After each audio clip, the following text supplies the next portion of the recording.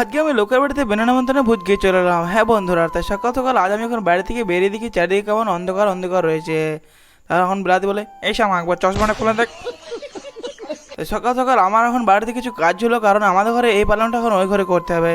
তাই সকাল সকাল আমরা এখন কাজে লেগে পড়ি, আর একদিকে দেখো একটা গন্ডগোল হয়ে যায়, আমাদের এখন নাটগুলো খুলছে না, এগুলো পিছল হয়ে যায়। তাই আমি এখন কিছু এখন নারকেল তেল দিচ্ছি, তাই এইটুকু এখন হালকা করার জন্য।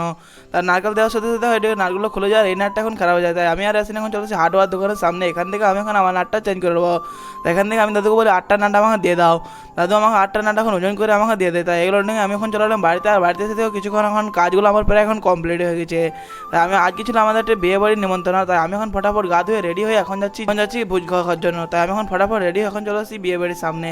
আর এখান থেকে আমি এখন খাবার দেখো রেডি, তাই এখন বসে পড়লাম। এখন দিয়েছে পানির বোতল, এখন দিয়েছে নানপুরি, আর এদিকে সব আইটেমই দিয়ে গেছে। তাই আমি এখান থেকে খাবারটা হয়ে গেলে আমাদেরকে লাস্টে একটা আইসক্রিম আর পাস দিয়ে দেয়।